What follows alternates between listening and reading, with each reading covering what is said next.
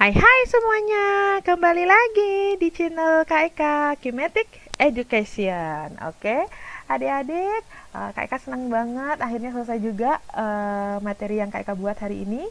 Ya, jadi khusus hari ini kita akan belajar matematika lagi ya dengan materi yang baru yaitu relasi dan fungsi. Oke, nah adik-adik harus tonton sampai selesai ya agar memahami materi yang Kak Eka jelaskan hari ini. Oke. Nah, untuk video pembelajaran hari ini Kak Eka akan khusus membahas dulu tentang relasi. Oke. Nah, adik-adik, apa itu relasi? Relasi dari bahasanya saja, relasi berarti itu sama artinya ada hubungan gitu ya. Relasi berarti memiliki hubungan, ada hubungannya. Nah, misalkan kalau kita berbicara himpunan, berarti misalkan ada himpunan A dan himpunan B, biar anggota dari himpunan A memiliki hubungan dengan anggota himpunan B, maka itu harus ada relasinya. Nah, relasinya itu maksudnya apa? Aturan yang akan menghubungkan mereka. Nah, jadi simpelnya suatu relasi itu adalah relasi himpunan A ke himpunan B adalah suatu aturan yang menghubungkan anggota himpunan A ke anggota himpunan B. Oke? Biar adik-adik memahaminya lagi, Kak Eka berikan contoh. Misalkan Kak Eka punya dua himpunan, yaitu himpunan A dan himpunan B. Di mana himpunan A itu adalah nama seseorang, Nia, Budi, Cici, Dwi. Oke? Himpunan B adalah makanan, ya. Semoga ada yang favorit adik-adik di sini ya. Sate, pecel, bakso, mie. Oke. Nah, ini adalah dua himpunan. Nah, agar himpunan A dan himpunan B anggotanya memiliki suatu relasi atau hubungan, maka harus ada kata-kata yang membuat mereka menjadi sebuah relasi gitu ya adik-adik ya anggotanya. Misalkan ya, relasi apa sih yang mungkin untuk memasangkan anggota himpunan A dengan anggota himpunan B? Kira-kira apa adik-adik? Coba. Oke, misalkan bisa kita ambil kata memesan. Menyukai, boleh juga. Ya, Nia menyukai sate, Budi menyukai pecel kan gitu ya. Atau memesan, Nia memesan sate, Budi memesan pecel. Menjual juga boleh. Nia menjual sate, Budi menjual pecel, Cici menjual bakso, Dwi menjual mie. Memasak juga boleh. Atau mungkin memiliki kata-kata yang lain. Nah, misalkan yang lain-lain gitu ya. Nah, di sini Kak Eka akan ambil kata menyukai ya. Kata menyukai. Nah, terus bagaimana caranya merepresentatifkan relasi ini atau menyatakan relasi ini? Nah, cara menyatakan relasi ini adik-adik ada 6 cara. Yang pertama, adik-adik bisa menggunakan diagram panah. Kedua, bisa menggunakan himpunan pasangan berurutan. Ketiga, adik-adik bisa menggunakan kartesius. Dan yang keempat, bisa menggunakan matriks. Kelima, bisa menggunakan tabel. Atau yang terakhir, bisa menggunakan graf. Oke? Ya, adik-adik ya. Nah, mungkin waktu SMP adik-adik juga sudah dapat relasi. Atau pura-pura lupa nih. Oke?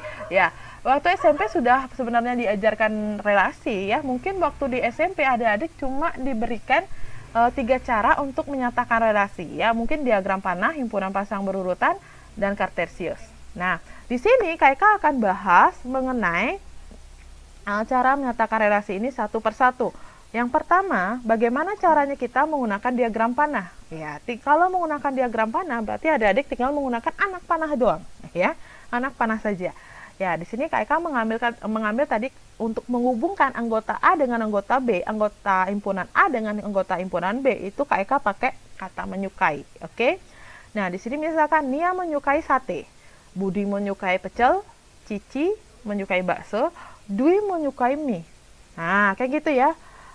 Kalau menyukai kan kita boleh lebih dari satu kan Kak? Iya boleh. Misalkan di sini Dwi itu juga menyukai sate. Nah, ini contoh cara menyatakan relasi dengan menggunakan diagram panah. Oke, sampai sini paham adik-adik?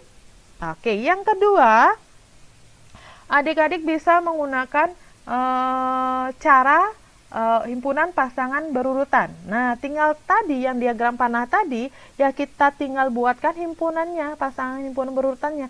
Pasangannya ya, oke, yaitu Nia menyukai sate, berarti dia satu pasangan. Nah, oke, Nia sate, Budi pecel, Cici bakso, Dwi mie, dan Dwi sate. Oke, itu ya, gampang. Dan yang ketiga adalah bisa adik-adik menggunakan diagram Kartesius. Ya, berarti Kartesius itu adik-adik sudah tahu diagram Kartesius.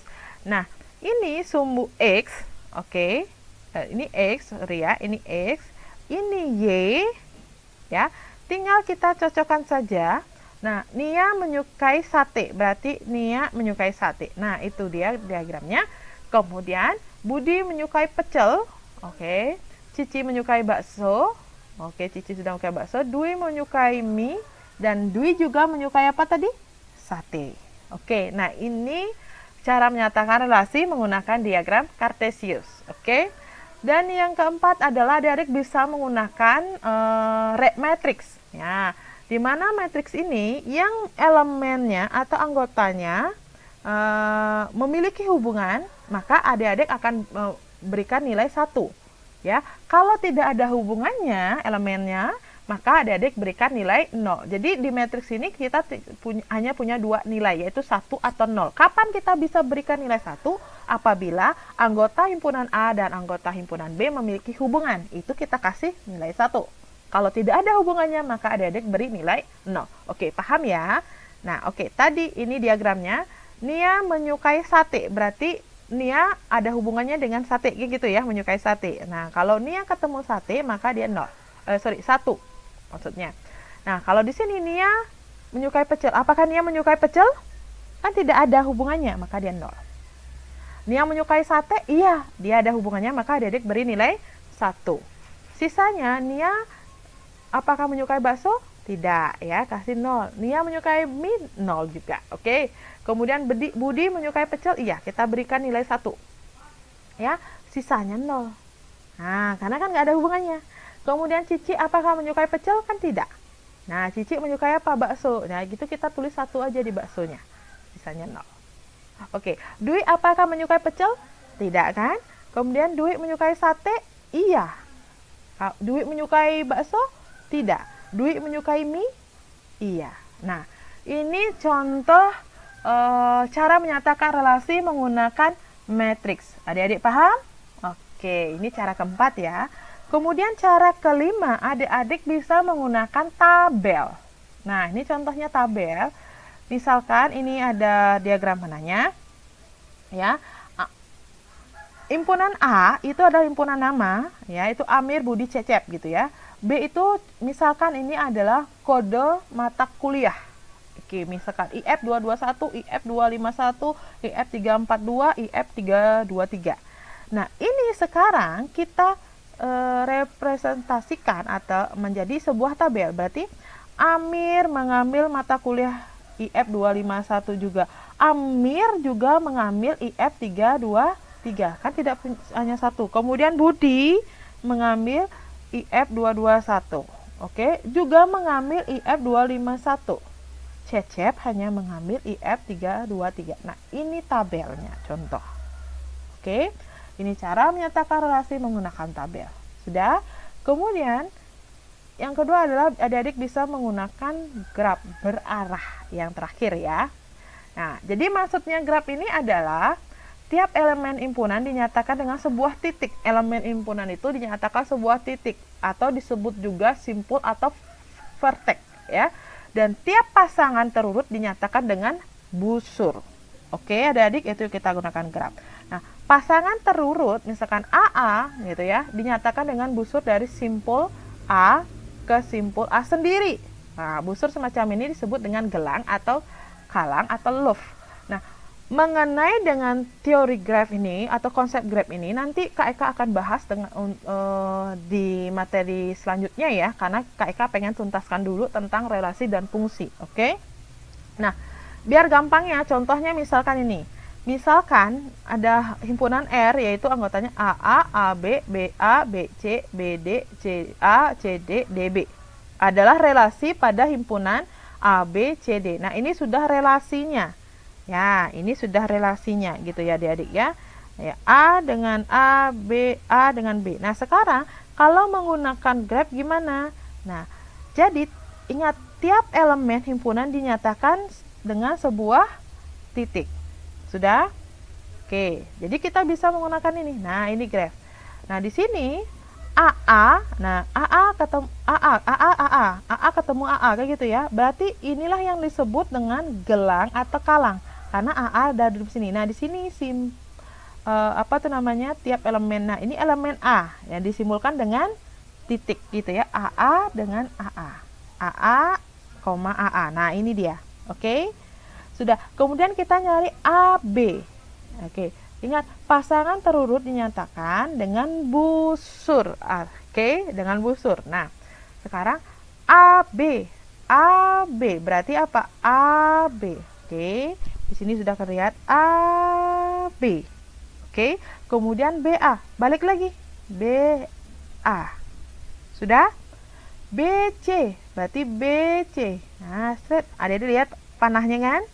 BD. BD. Nah, ini BD. Nah, panahnya sini. Kemudian CA. CA. Sip. CD. Nah, oke.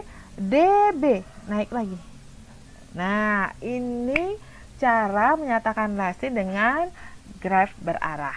Oke, adik-adik, sampai di sini dulu materinya hari ini mengenai relasi. Apa itu dimaksud dengan relasi, kemudian bagaimana cara menyatakan relasi. Semoga video pembelajaran KEK yang KEK berikan di sini adik-adik bisa memahaminya ya. Untuk adik-adik yang belum subscribe, atau ayo segera subscribe, klik subscribe-nya, kemudian aktifkan tombol lonceng adik-adiknya. Dan jangan lupa videonya harus di like ya. Dan yang terpenting, karena kita ingin belajar bareng-bareng, adik-adik mesti share dengan teman-teman adik-adik. Oke, terima kasih, bye-bye.